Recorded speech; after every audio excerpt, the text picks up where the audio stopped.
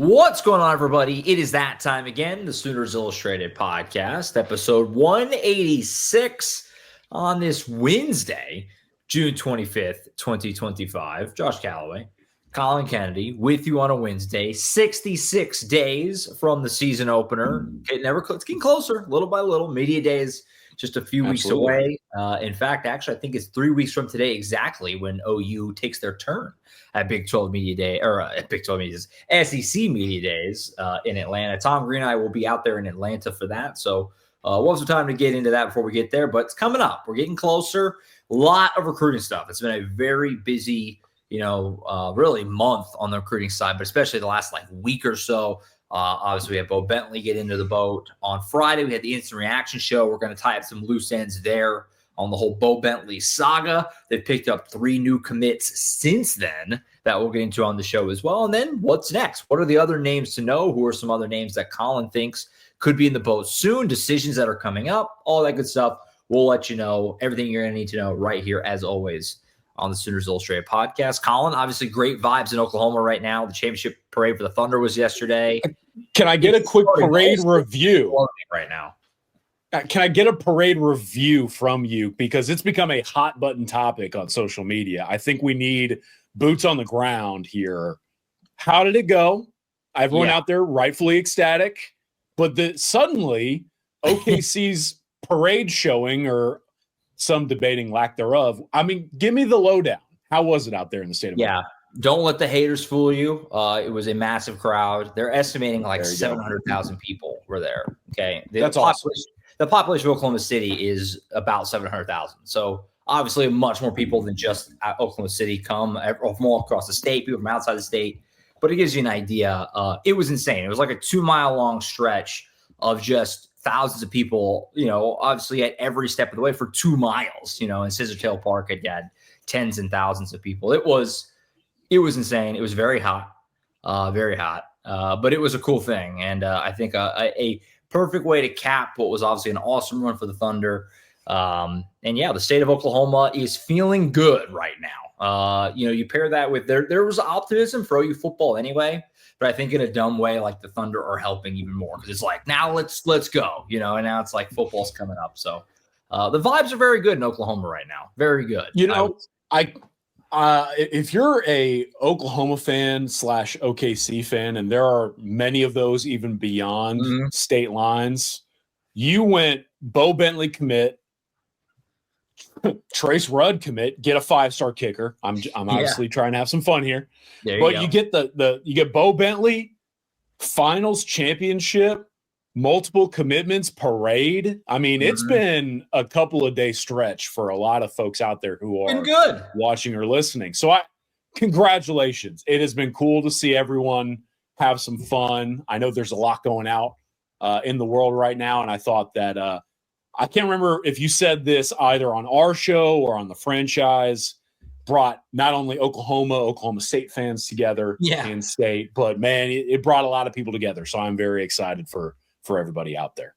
No doubt. It's a great start to the summer is set up for Oklahoma fans in general, the state of Oklahoma. Vibes are good, and we're going to ride that here moving forward. And you mentioned it, Bowe Bentley kind of got things going in a good way for the weekend. We did the instant reaction show on Friday. I assume everyone has hopefully watched that or listened to it by now, but if you haven't, definitely go back. Collin and I kind of hit everything for about 20 minutes. But did want to kind of circle back to it a little bit here to start the show before we get into some of the stuff that's happened since then on the recruiting side. So starting there, Collin, the early impact of having Bowe Bentley. I mean, we kind of broached the subject a little bit on Friday, but obviously he had literally just committed. But in the days since then, what's been kind of the reaction from other commits from Oklahoma? Obviously, he was there for Champion Barbecue. They've since gotten 3 new guys into the boat who we're going to talk about in just a minute.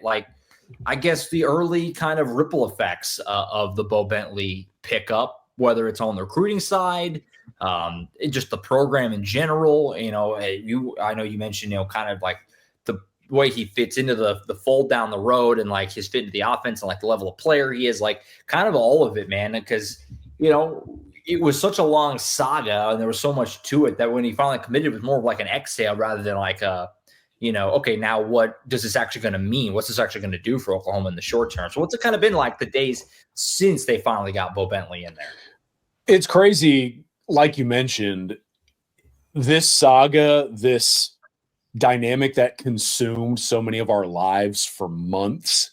Yeah. It plays out, and yet it finally comes to a resolution on Friday night. And I still feel like we haven't done it justice completely because of not only how seismic it is, how massive it can be and will be, but also everything else that was going on at that time. I mean, I'm going to write several more stories about Bowe Bentley as an individual, because at that time, not only had he committed, he had also set the recruiting world on fire by showing back up in Norman, kind of taking that unprecedented approach of taking another visit in an unofficial capacity for an OV weekend.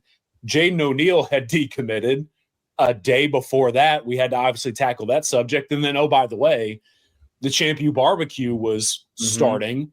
And so, again, it's like somehow we didn't do the Bowe Bentley commitment justice. We had our time restrictions, but finally we get to really sit down and break this thing down. I'm excited to do so even further on the website as well. I've got a couple content ideas that I'll be rolling out, hopefully while I get breaks covering 7-on-7 this week. But I think when you address the question, what did this commitment mean? I was told that the moment Bowe Bentley showed up that Friday evening, and then obviously made his commitment official publicly going into Friday night, I was told that entire OV weekend group already on campus was like set ablaze. Everyone was fired up. Everyone's chattering. Everyone is abuzz. And it isn't just the fact that, Oklahoma got Bowe Bentley. How crazy is this? He's here, by the way. You know what I mean? He's here. And I think that really set a different tone for Oklahoma's biggest annual recruiting weekend. And I think that whether it was Bowe Bentley putting out that picture that I tweeted out of him in the press box overlooking the stadium he'll one day play in and really being like, I'm here, like I've arrived, to the next morning starting to put out tweets and Instagram stories about, hey, do you receivers want to come play catch? Or, hey, my guy Deacon Schmidt, congrats on the commitment date. Let's keep an eye on this one here. And we'll discuss more of this stuff in specifics later on in the show, folks. But yeah, man, I just can't understate the impact it had, not only for it to happen that Friday night as Oklahoma is trying to sell so many recruits on the outlook of the program and the class. But again, we talked about this not too long ago. Like, the primary voice doing that was Brian Harris, the defensive lineman. Right.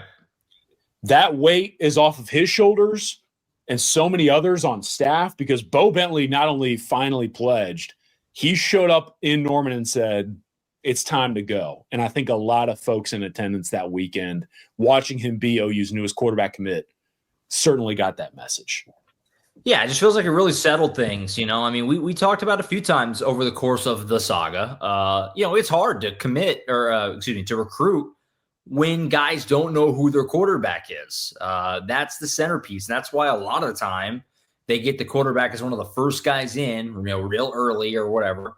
And then they kind of build it out from there. And they did that with Jaden O'Neal, but obviously a lot changed. Seth Luttrell gets let go, and they have a whole new staff and everything else. And like the other players, the other recruits out there are aware of that. It's not like they're blind to it. Like, they see that, yeah, Jaden O'Neal's committed, but like not really, right? I mean, it's like on paper only. Like, Oklahoma's clearly pursuing another quarterback. He's taking other visits. Like, they're still committed there, but like, is that really, that's something you could feel like good about.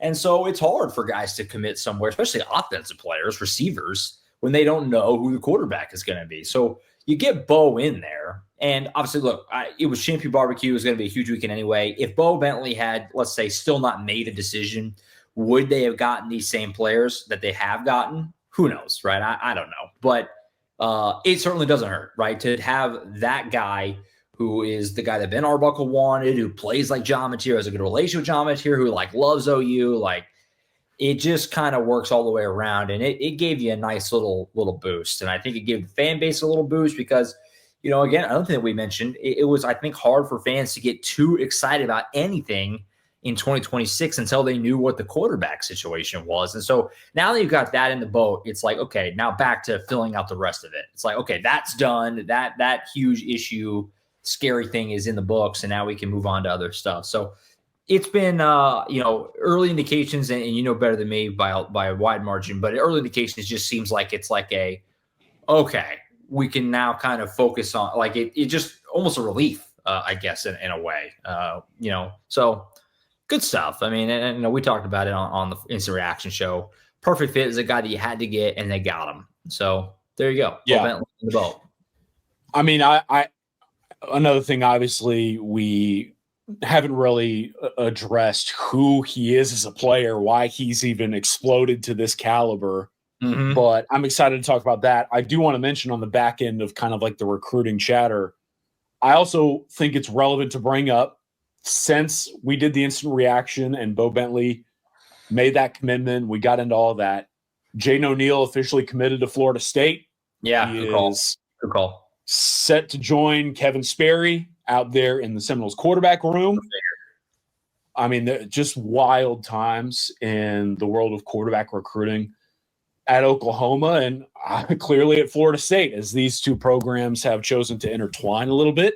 But want to certainly congratulate Jaden O'Neal on making that decision. That comes off the heels of Bentley finalizing this call.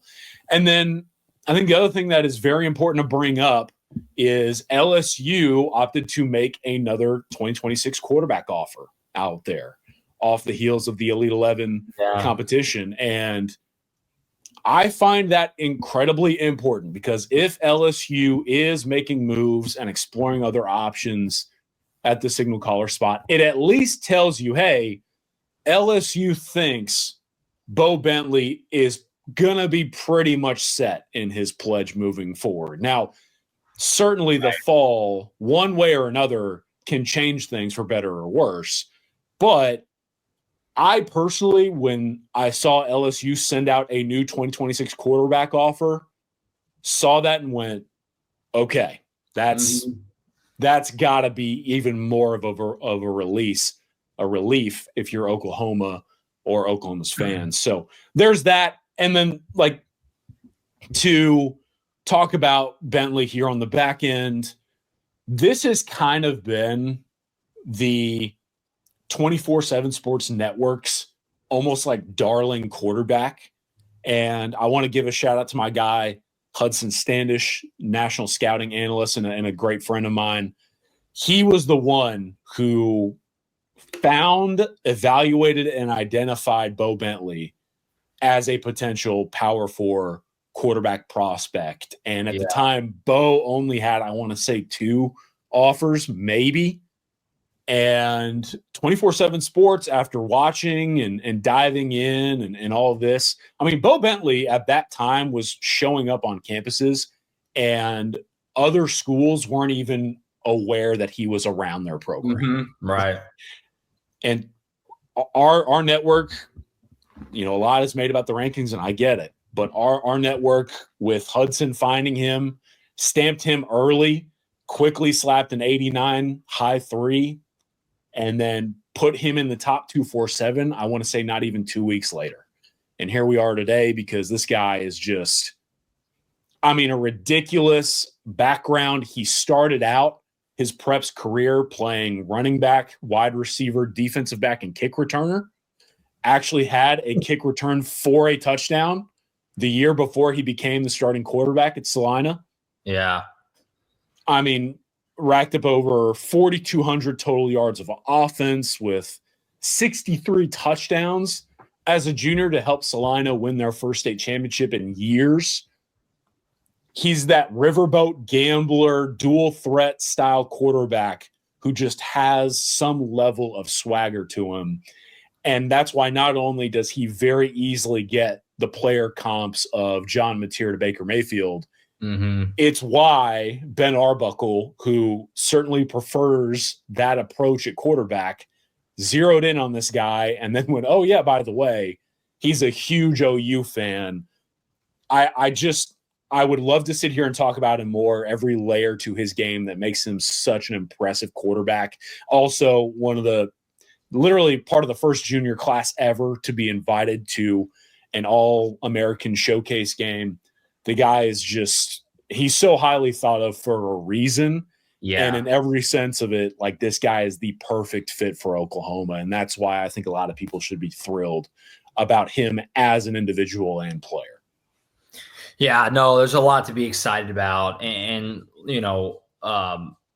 our national team out at Elite 11 did a great job with like footage of Beau and stuff like that. Some of that can be found on the 24/7 Sports YouTube, the big one, the company one. But they did send me a bunch of highlights of Beau at Elite 11 that I'm planning to put together for our YouTube page, probably tomorrow, because we have the podcast today. So keep an eye on that for tomorrow if you haven't seen a lot of Beau and you want to see him like throwing around a little bit at Elite 11. Probably have some footage of that up on the YouTube channel tomorrow. But yeah, I mean, a ton to be excited about, obviously. Both, the player, the fit, he's an OU fan. Like, even though you mentioned, that he kind of 24/7 Sports kind of got in on him and he kind of blew up. I mean, OU was slow to get in on. I mean, that's the whole point, right? He didn't have that offer that he wanted, all that, but it worked out. It worked out in the end, and a lot to be excited about here, certainly with Mr. Bentley. And this will be a guy that we talk about a lot, over the course of the summer. It's a great point, too, that you mentioned, too, with the LSU seemingly moving on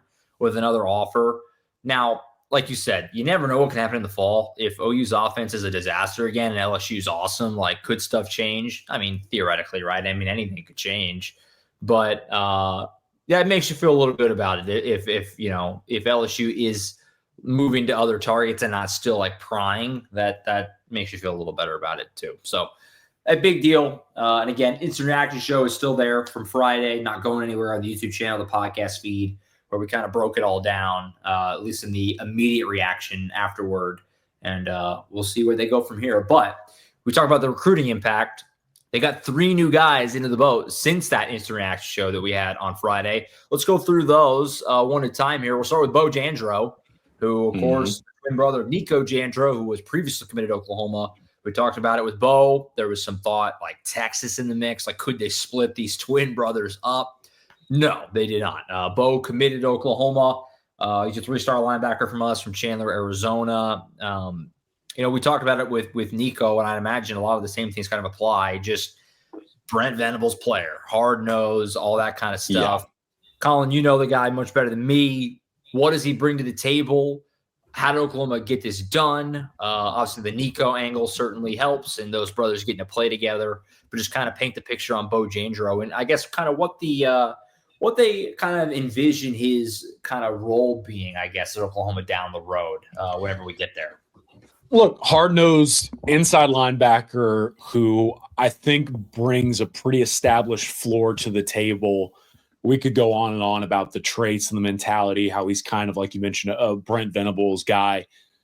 It's a big reason why OU staff chose to pursue the Jandreau brothers, because they are on the field and off the field what this program looks for. And I use the word program with a lot of intent. That being said, as far as the outlook here, I think that Oklahoma looked at this player and said, okay, we're getting someone who not only has like the Brent Venables skill set, hard-nosed, tough, a lot of strength here, a little bit on the fleet of foot. Like, he's not 240 pounds. He's, I think, hovering around 6'1", 215. He might be up to 220. We'll see.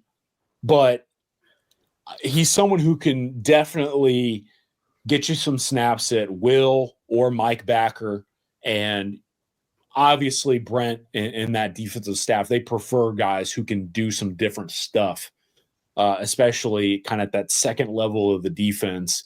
And so I think for Jandreau, it's one of those things where the opportunity to play with your twin brother, play for a linebacker-centric staff, play at a place that has the history and the tradition and the opportunity to be in the SEC, all that stuff. But then also play at a place that, for Jandreau, Beau specifically, I remember in an interview talked about this well before he committed to Oklahoma.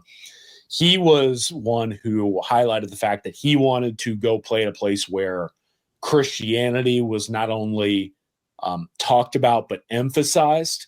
And obviously we know how much faith plays a role in the Oklahoma staff's presentation to recruits and what role it plays in the day-to-day of the operation there. I think that went a long way with Jandreau. I think the development of the individual, the Jandreaus come from a great family, and I think they want to continue to develop the person as well as the player, and I think both are getting that opportunity, and that's what drove them to a place like OU. And in general, man, it's just an opportunity. We talked about fit with Beau earlier. It's really, in my opinion, a place that the Jandreau brothers looked at and said, this is a ideal fit for us at every level, and it's one of the few opportunities for us to actually play together and take our careers to the same place at the collegiate level. And in general, I think Oklahoma's really excited to have these two. Very excited to kind of probably round out the linebacker class with Beau. We'll see, but it has the feel of this being kind of that cherry on top at backer for Brent and the rest of the crew there. And in Beau Jandreau, they get the kind of linebacker that they want representing them, whether it's in pads or away from the program and out in the community. Another set of brothers, the Bowen brothers, the Hawkins brothers. Obviously had both Sawchucks at once upon a time. Obviously Gavin has since transferred out. Both McCulloughs at once upon a time. The brother connection that's been really good to Oklahoma here in this current staff. No, I thought the thing that stuck out to me that you said that I feel like I totally agree with, both Beau and Nico, both high floor. And that's not to suggest that like they have a low ceiling or like they can't be star players or whatever. But like you kind of have an expectation of these guys are going to come in, they're going to work hard, they're going to play extremely hard. And like you just kind of know like their baseline level is going to be like at least a solid player for you. Like you kind of just know that with these two. And that's why that's a really good way to put it. Like high floor players, like they're not going to bottom out. There's a very reasonable expectation of what they're almost certainly going to be for you. So I like both these guys. They just seem like Venables players, just straight up. Just seem like Venables players. And like you said, linebacker is always, Brent's baby, linebacker-centric staff. And so this just felt like a no-brainer for Beau. With his brother already in there, like it just made all the sense in the world, and they get it done. So nice pick up there with Beau Jandreau. He joins his brother Nico. Staying on defense, Daniel Norman into the boat. He's a high 3-star edge from old St. Thomas Aquinas High School in Fort Lauderdale, Florida. Last name Norman. You got to go to OU. It's just, you have to. 3-star edge here, though. He's a top 50 edge in the composite. Collin, this is a player that I admittedly haven't seen a ton of. What is he what kind of player is he? I mean, 6'4", coming off the edge. He's a little lean. At least we have just a shade over 200 pounds right now. But obviously a really good program there in Florida. You go into SEC country and pull an edge rusher.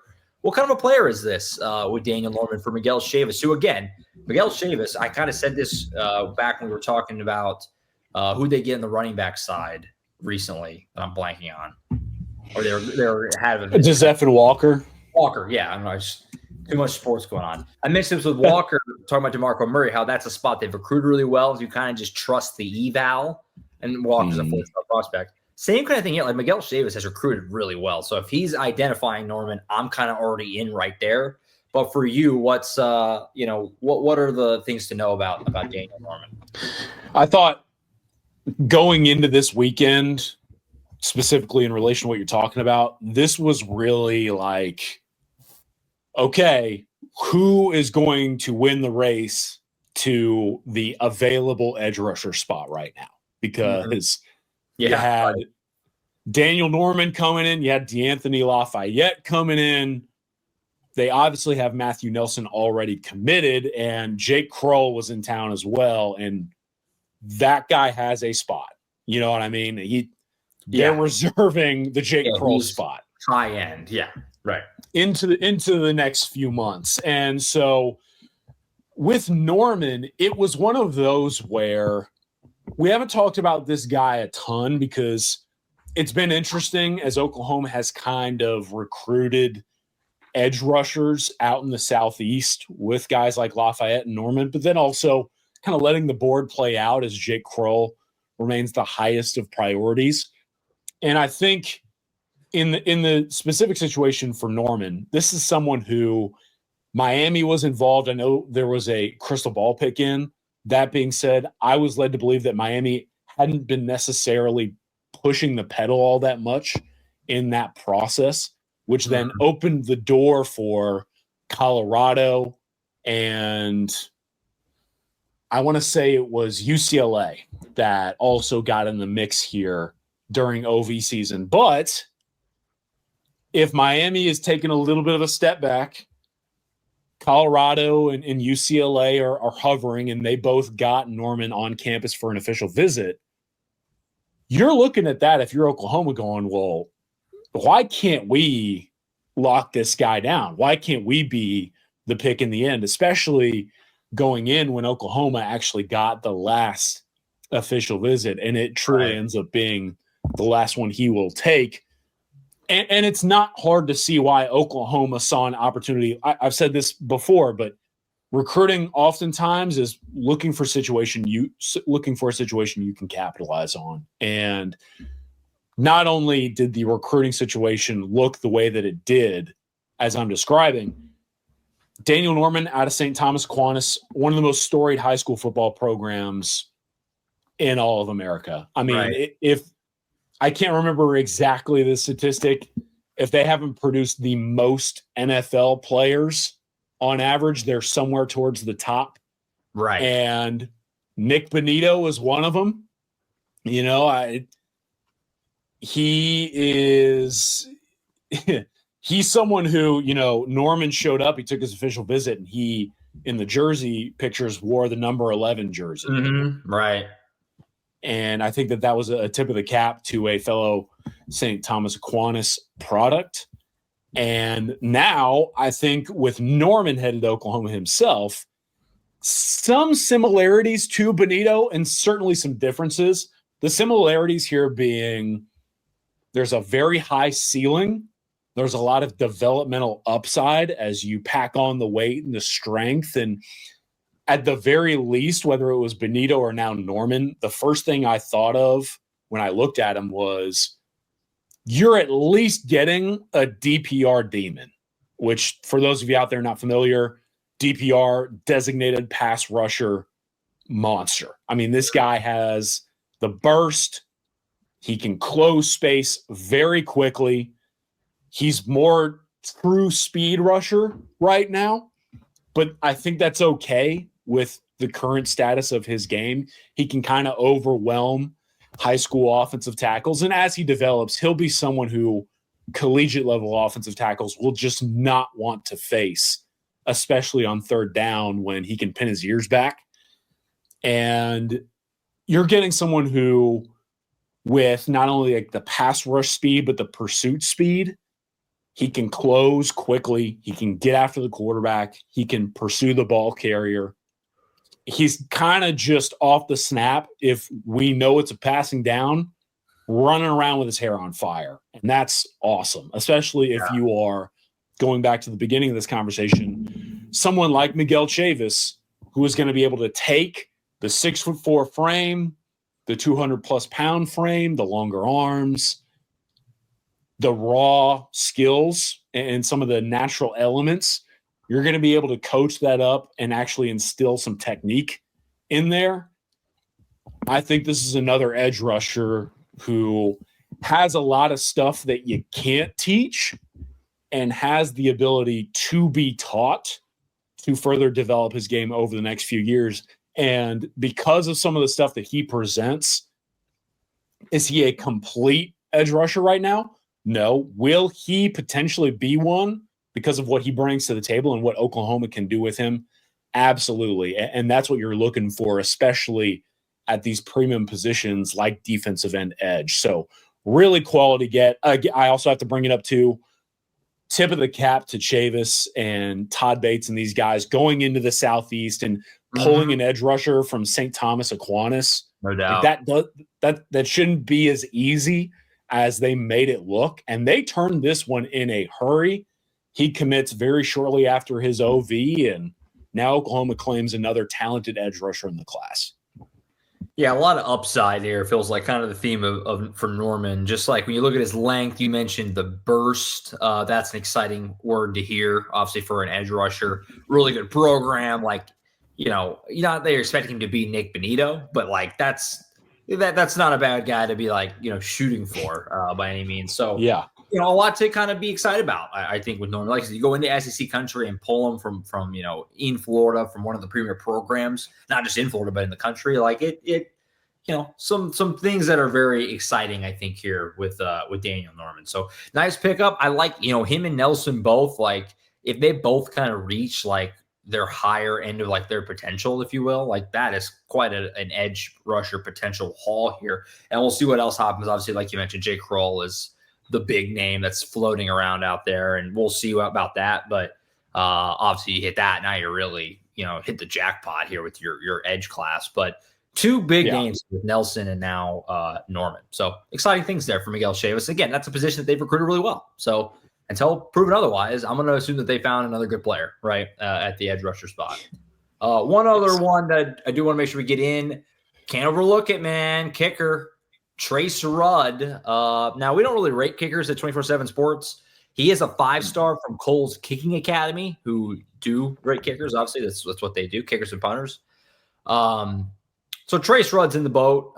Collin, you told me, I don't want to put you on the spot, he is under scholarship, which is rare for a kicker, obviously. Kicker, punter, or whatever, from the high school level. Does not happen very often. They sign him, or not sign him, but they get him committed over the weekend. He was actually the first one after Bentley. It was like, all right, you hit your quarterback, and then you get your kicker with Trace Rudd. Anything you can add here, though, as far as bringing him in, and how did this happen? If you have any idea, as far as like identifying a kicker and having him in for a visit like that and nailing him, this was kind of an unusual process for a kicker. I actually thought this is a pretty cool story, and I'll probably write about it a little bit more. Like I mentioned, I haven't had a lot of time to like sit down and break down a lot of these individuals just because of how much is happening. And again, more recruiting notes coming up here on the show. But I'll tell Trace Rudd's story. I do want to mention, like, Cole's Kicking has this guy ranked as a 5-star. On top of that, he is the number 27 overall kicker across the country. I believe, I may be blanking on this, but number 32 overall specialist. And I love you guys out there. I really do. I'm obviously joking around here. I put some of that stuff out. You would have thought I hit a baby with a car. I don't know. I mean, guys, like, I get it, but there's so much else to be upset about out in the world besides kicker rankings. I don't think any of us even understand how it's structured. Now, I will say this. I did some research. Yeah. On average, there are 10,000 high school specialists out there, and Cole's Kicking ranks hundreds of them. So to be number 27 is pretty darn good. And Trace Rudd is the kind of guy who deserves his flowers. So hopefully Oklahoma fans can celebrate this guy. And I hope Trace Rudd is feeling the love because, like I said to somebody, he deserves it for the work that he's put in to reach this point and be recognized as that caliber of player. And going back to the question, Josh, he was recognized as that by not only Oklahoma. So he shows up at one of the summer camps that we were at. He works out in front of Doug Deacon, has a very good workout.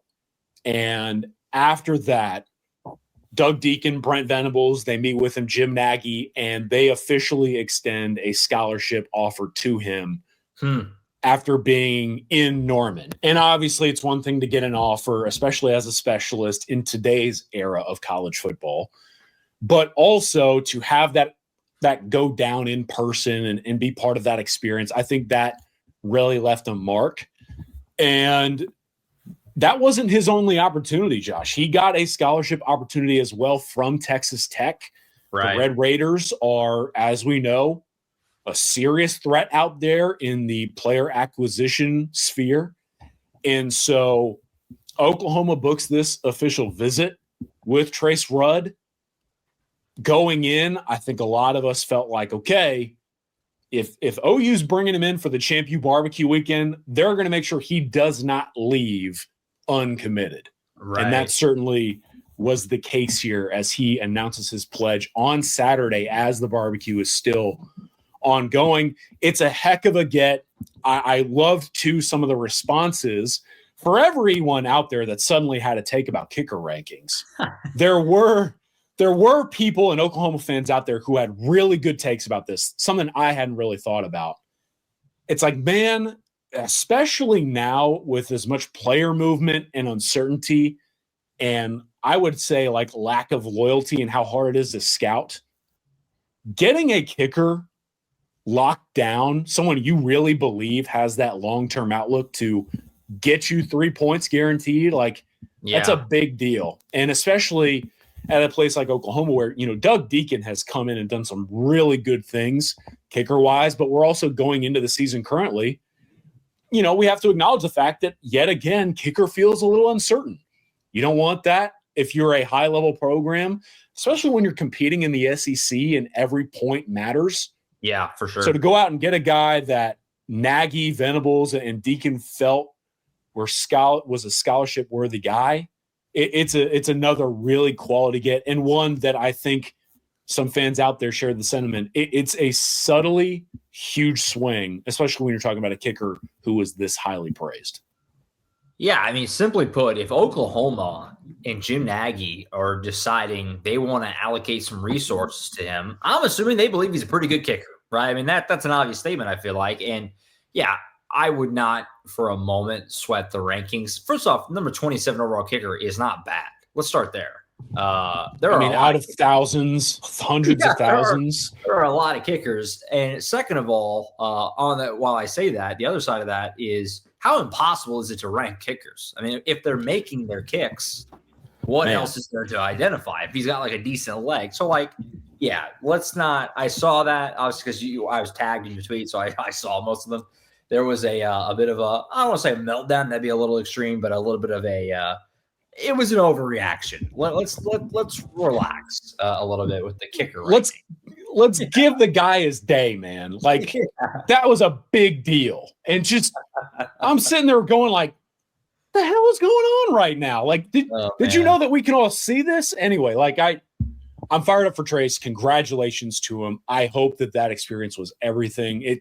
I saw the video where he, I think, committed, where the whole staff is like screaming and yelling and mobbing him, and Trace is in full uniform. And I think it's Chavis in the background that goes, "That's the most loved up kicker I've ever seen." And it's like, yeah, man, they want him bad. And then to get out of here, I have to say thank you to Cole's Kicking, because if the good folks out there, not only, like you mentioned, weren't scouting kickers and breaking these guys down and giving us out there a sense of the caliber of talent in the third phase realm, but also they had like a full scouting report on Trace Rudd that I was able to include in the story so Oklahoma fans could quickly get a sense of this guy.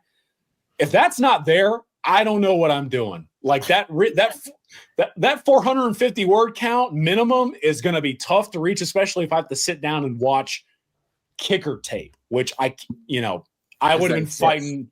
Yeah. I would have been trying to row up creek without a paddle. So altogether, it was a cool moment, and I hopefully one that we all look back on and think of fondly, especially if Trace Rudd is helping OU win on Saturdays. No doubt. Good kicker name, too. Just sounds like a solid kicker. Yeah. Trace Rudd. Yeah. I agree. So, he was in the boat this weekend. Obviously, they got Jandreau and Norman. So 3 commits since Bowe Bentley. They're up to 13 total in the class now. Still, certainly, though, some names hanging out there, and that's where we want to shift to before we close the program today. Collin, as far as this is kind of open-ended, but just the other names to watch coming up. Obviously, there's a few commitment dates that we do know of that are coming up here. Obviously, some as soon as this weekend, others in the early part of July. But I guess for you, stuff that you think could happen, I guess, before we reconvene next week. But I guess what's next? What are the names that are obviously Champion Barbecue was really big. There's a lot of guys in town. We've had 3 commits already. A couple guys have since landed at other places, but there's some other names that are still floating out there. What are kind of some of the other storylines that you want to make sure we hit on before we get out of here today? Yeah, so I'll first off address some of the guys that have scheduled commitment dates, and then I'll kick it to you, and we'll go through a couple other names that I think are important before we close out the show. Craig Dandridge, wide receiver out of the state of Georgia. I don't want to come off the wrong way, but I am really fired up about this guy making his decision. This was someone who yours truly happened upon his film very early in the process when he was an unranked player, and I ended up kind of putting him on the radar of some folks who deserve to know about him. And now this guy, I legitimately believe, has a potential 4-star future in his favor. We'll see how it goes, but he's just been, since I initially happened upon him out of the blue, he's been exploding on the recruiting trail, and he's getting ready to make his decision on Thursday, the 26th. Georgia and Oklahoma battling it out down the stretch.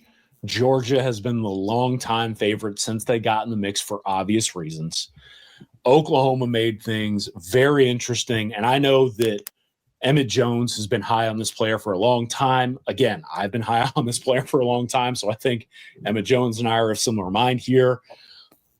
If I had to give you a guess, as we record this very minute, I think Georgia is going to be the pick. That being said, you just expect the unexpected with some of these decisions, especially the way that the last few days have gone.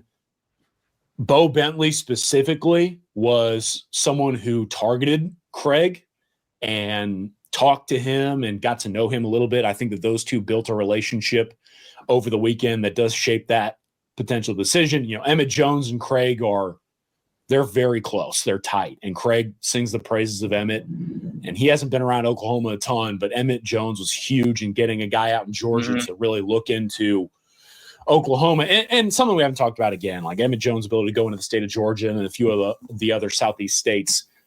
It's huge with someone like Craig. So I talked to Craig. I'll probably write a few quotes up, hopefully today, maybe even tomorrow morning before I ship out, hit the road.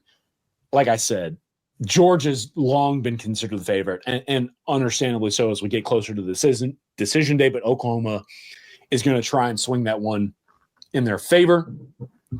Taj Overton, in-state defensive tackle, Ram Pride, 4-star guy. Yeah. Ram Pride for Josh Callaway here. Getting ready to make his decision on Friday, the 27th.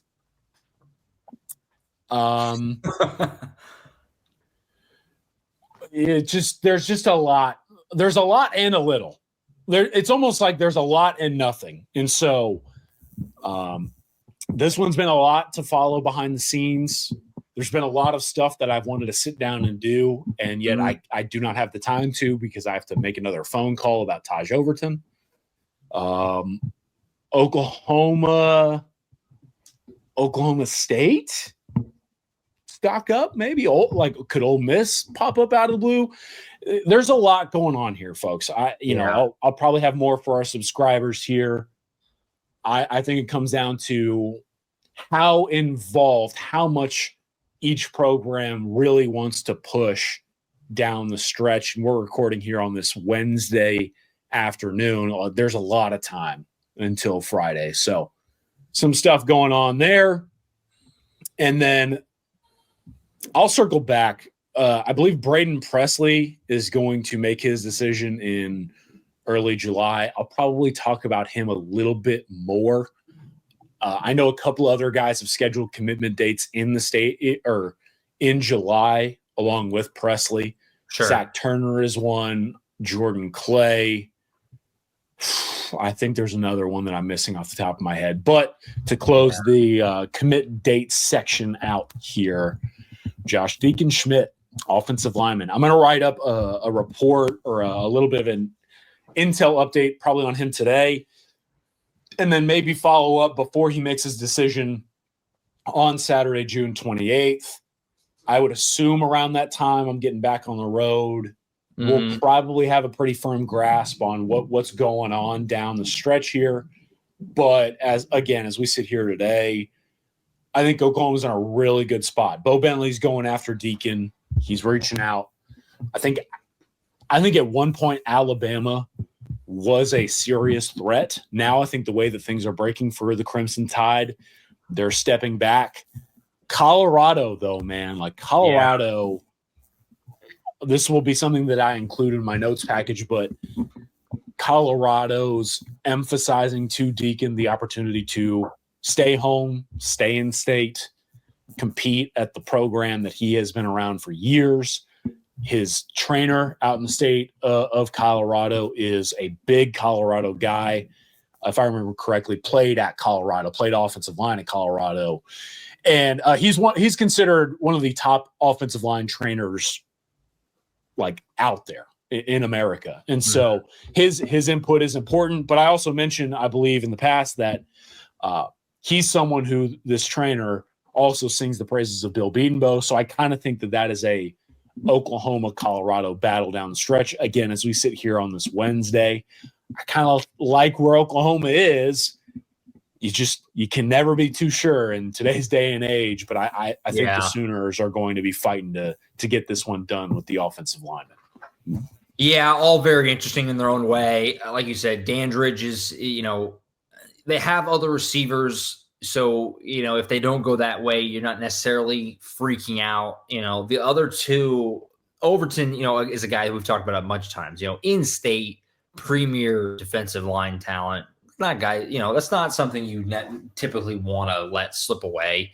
So that's certainly a big one, keeping the state lines. And then Deacon Schmidt is probably the one that intrigues me the most, just because, we talked about at the time, whenever Will Conroy flips to North Carolina, it's like, okay, puts a little more emphasis on some of these other O-line targets, with Deacon Schmidt being one in particular, right? And so you're coming up this weekend, he's committing on Saturday, and it's like, all right, again, you lost Conroy, you added Best, and it's like if you can also get Schmidt in there, you're feeling like your offensive line class is right back to being in really good shape. Whereas if it slips away, he ends up at Colorado. Now, not that you're smashing any sort of panic button there, but, it would not be as good as it could be or as strong as it could be or that we thought it was going to be, I guess I should say, as of like a few weeks ago, right? So that one is the one that I think probably intrigues me the most. Overton as well. I'm biased there. He goes to my alma mater there in Owasso. So we'll see where he winds up to. But some big names to watch out for this week that are obviously making decisions. And we'll have the coverage over at Sooners Illustrated and 24/7 Sports as a whole as these guys make their decisions and see where they wind up. Yeah, so now, as we go out to some other names that are just out there worth addressing, I do want to start here a little bit of breaking news here on the pod. Oh yeah, LSU, the quarterback that I mentioned, they offered in 2026 off the heels of Bowe Bentley's commitment to Oklahoma. His name was Bryson Beaver. He's a former Boise State commit. He has now committed to Oregon today. So all of a sudden, the LSU dynamic is very much worth monitoring again. Yeah. So, yeah, man. Like if you're out there, everything we just talked about, that's a big deal. Them offering somebody. LSU, the next guy that they pursued is off the board as well. So now, we'll see what happens with the Tigers. That's how quick things change. Yeah, man. It's wild. You know what? Like, there's so much stuff sometimes that I want to talk about in the recruiting sphere. Did you see BYU locked up a 5-star quarterback this week? Did you see that? But he's not coming right away, right? He's going on his mission and then returning to BYU as the highest ranked commit of all time. A 5-star quarterback. So a guy that obviously in theory it has a NFL level potential. His name is Ryder. He's gonna have a year on his mission. It's crazy. His name is Ryder Lyons. I have seen him in person. Great name.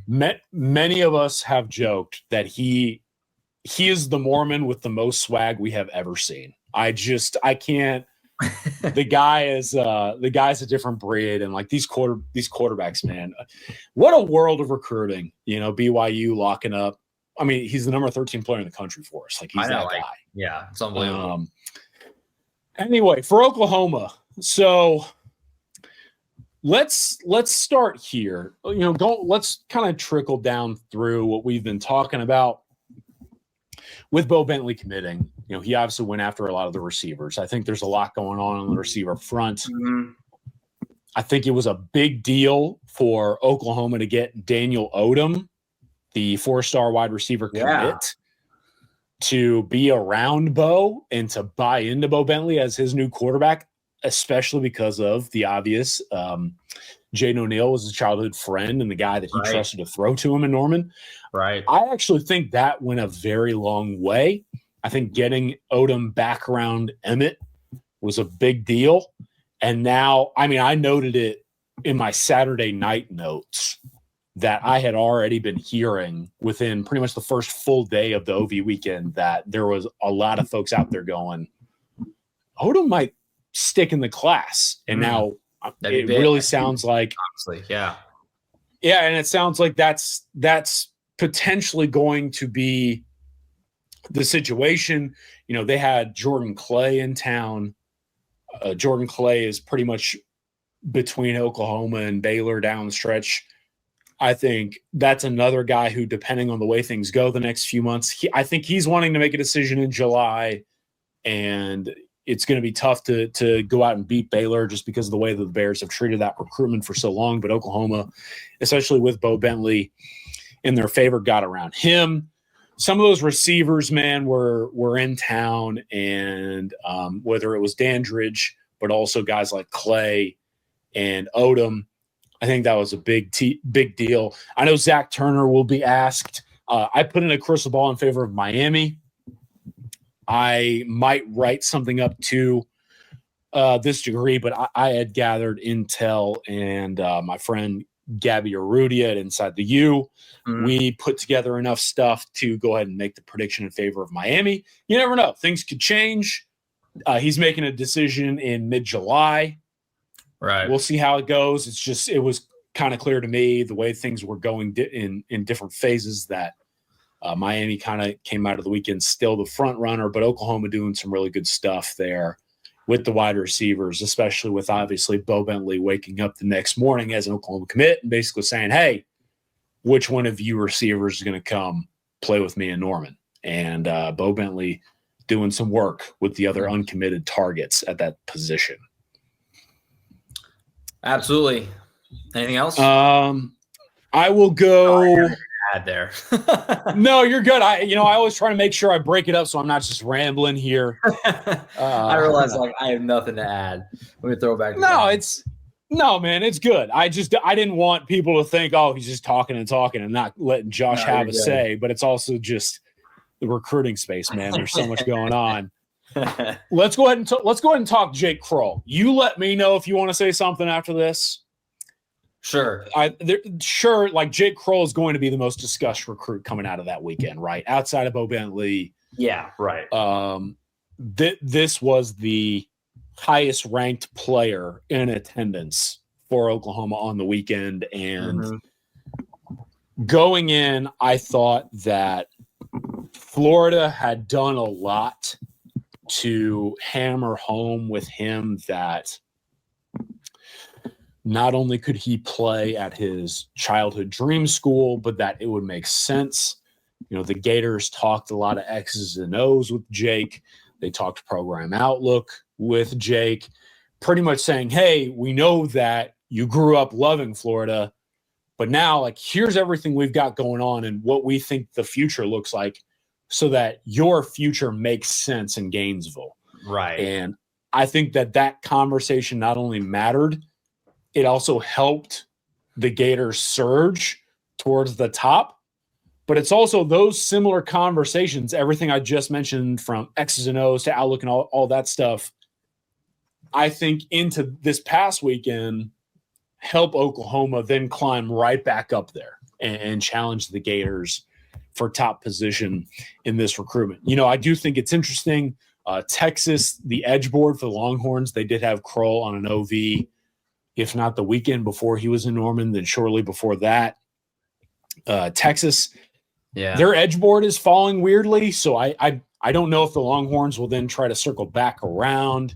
Ole Miss has been brought up. I don't know that Ole Miss is on a similar tier to Florida and Oklahoma, maybe, let alone Texas. But I think right now it's Oklahoma and Florida at the top with maybe Texas in tier 2. And I legitimately believe that, Oklahoma, we talked about it. Oklahoma came into official visit season with the lead here for Kroll. Florida capitalizes on the stint during OV season, now coming out of OV season. I think depending on who you talk to, Oklahoma might be back in the lead here. And if that is the case, massive for the Sooners to do so. Now, I think it comes down to what does Kroll want his process to look like? If Oklahoma holds the lead or Florida holds the lead, he wants to make a decision in July. I would argue that timeline favors Oklahoma because the sooner a decision is made after that final OV in Norman, being around the staff that had prioritized them for so long, in theory, that favors OU. If Kroll does take this decision into the fall, which he has mentioned in the past that could be a thing. Sure. Kroll, from what I've been able to gather and talking to folks, it was like he would probably only go into the fall if he was still very uncertain and wanted to see some things play out relative to what he had been asking about when he was on these official visits, the X's and O's, the program outlook. If Kroll is going into the fall with this decision, and I'm not saying that he is, then it's basically him saying, I want to see if Florida and Oklahoma follow similar or different paths. And that's a big deal for both. And so, I like where Oklahoma stands with arguably their highest priority player right now on the board. I think Oklahoma's got a legitimate chance to figure this one out. But if it doesn't get figured out in like the month of July, you know why. And it will be fascinating to follow as the Sooners hope to lock up Jake Kroll, a guy that this staff adores, and understandably so.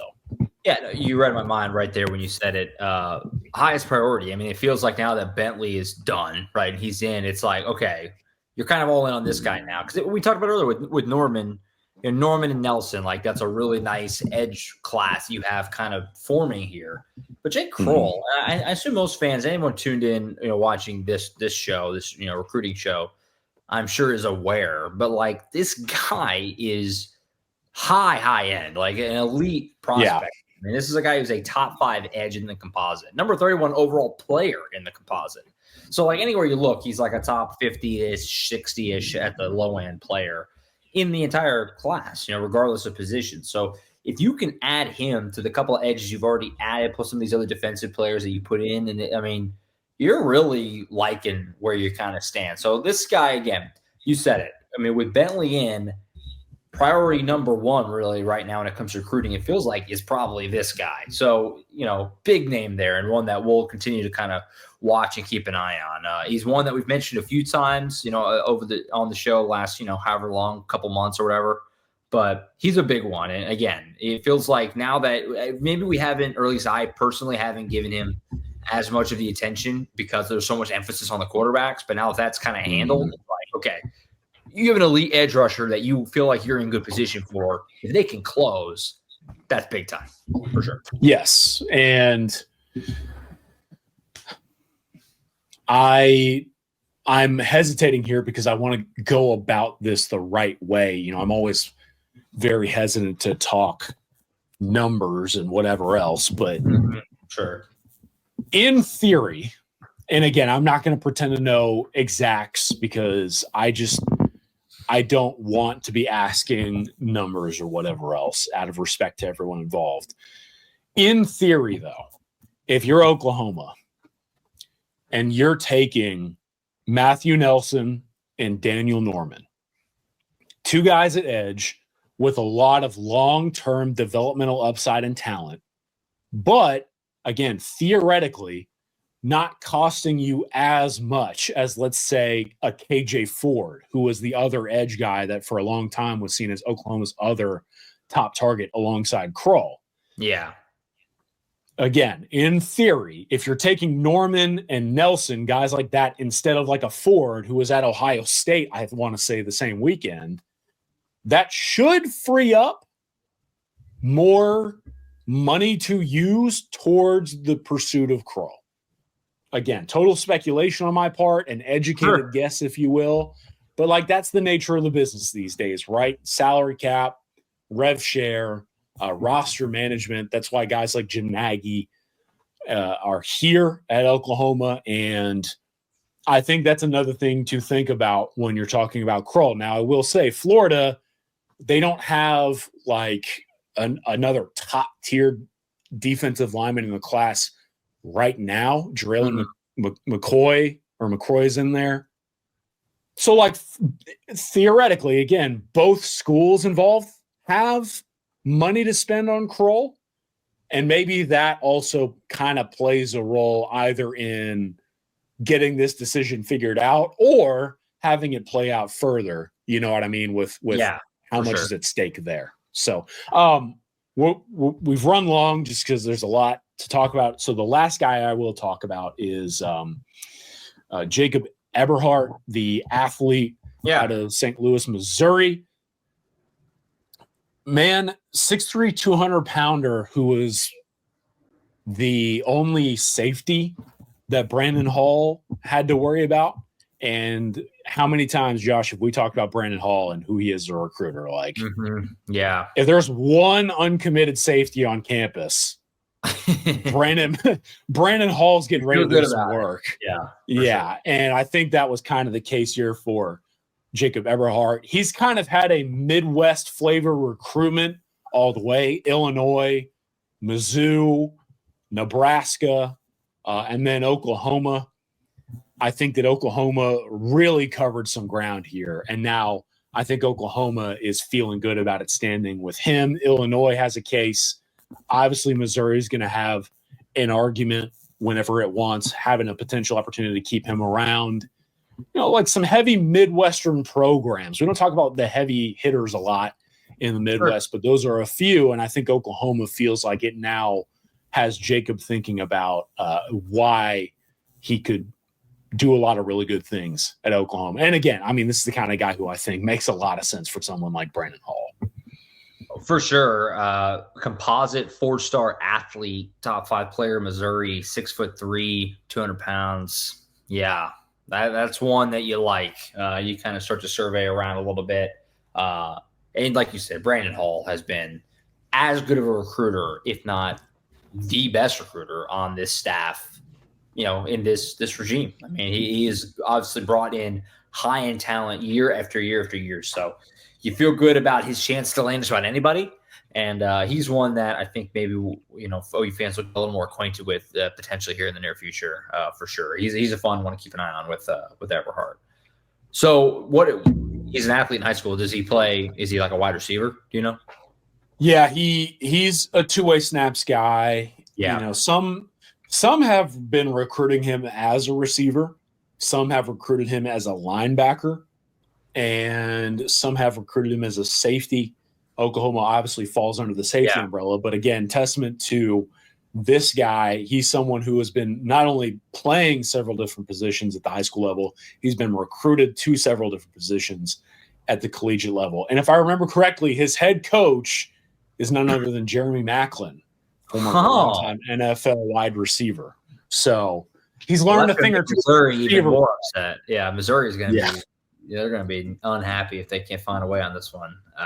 That's cool though. That's one way to make you feel a little bit older. Jeremy Macklin's coaching, head coach at a high school football program in Missouri. But there you have it. I think his kid was a recruit not too long ago, maybe, or maybe like his younger brother. I hope not his kid. That'd be crazy. Yeah, I can't remember her age. Not saying he couldn't have had a kid already. My brain is fried, but someone in the Macklin family. Macklin is. Let's take a gander. He is 37. 37. He could. I mean, if he had a kid young, it's totally plausible. That's going to bother me, so I'm going to look it up later. But obviously, I'm kind of having a post-OV decision season moment. But yeah, I mean, makes you feel old. Yeah, no doubt. Brain is fried for a reason, folks. We're all aging very rapidly together. My brain's getting a little mushy, no doubt. Great show. Had a lot to cover, and I think we covered a lot of ground. A lot more to come. Again, every show we remind you, subscribe at Oklahoma247sports.com. There is so much recruiting content on the website. More to come. There's also some VIP off-season stuff with football. I keep mentioning every show, media days are coming up, man. I mean, I think, let's see, we have one more show, I think, in June, and then we're into July, if I'm not mistaken. Yeah, by the time you and I do a show next, it'll be July. So, I mean, it'll be that time. Media days are right around the corner. 3 weeks from today is when OU takes the stage. Fall camp will be, a couple weeks or so-ish after that, 2-3 weeks after that. So, now's the time. Subscribe. Be with us every step of the way through the summer into fall camp and then the 2025 season. We're fired up. We're starting to really make some plans on some of the game coverage this year and road trips and stuff. It's getting to be that time a little bit. 66 days until kickoff. So now's the time. Subscribe. Be in the boat with us all summer and then ready to hit it hard coming up this fall. Going to be a great season and we're looking forward to it here at Sooners Illustrated. I think that's it for now. Back with Tom and James on Monday, wrapping up whatever else is going on for the football side. That'll be our final show of June as we kind of put a bow on some other football stuff and anything else going on, hoops, whatever. We'll get into it on Monday. Collin and I will circle back next week, Wednesday or Thursday, whenever. Obviously, lots of recruiting stuff will have happened between now and then because a lot of decisions are coming up. So we'll have plenty to talk about again next week. But that's it for now. CK, appreciate you as always, my sir. Have good camps this week. Sunscreen, hats. Best. I'm headed to one of my least favorite places. I'm not trying to take a shot, but College Station, Texas gets to see me once a year, and it is genuinely one of the hottest. Yeah. It's one of what I'm getting ready to do this week is always one of the most physically taxing weeks of coverage for me.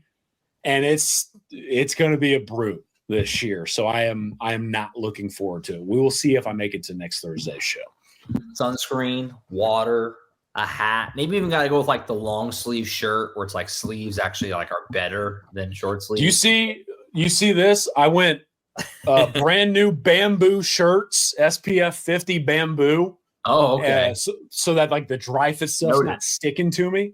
Uh-huh. And I bought 2 new the dry fit paneled hats that I got going on here just because they got the ventilation on the head. And I'm gonna need it in the dead air of College Station. Because the beautiful thing is we go to the 7-on-7 tournament every year, and we're always reminded every year that there are no trees in College Station. I don't know how that's even possible. So I went ahead and bought multiple hats and long sleeve shirts.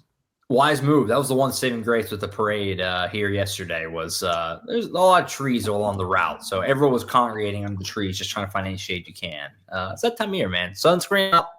Stay heat aware, hydrate, all that good stuff. And hopefully we'll catch up with you next week. That's it for now. Back on Monday. For Collin Kennedy, I'm Josh Callaway. Signing off. We'll see you next time right back here, as always, on Sooners Illustrated.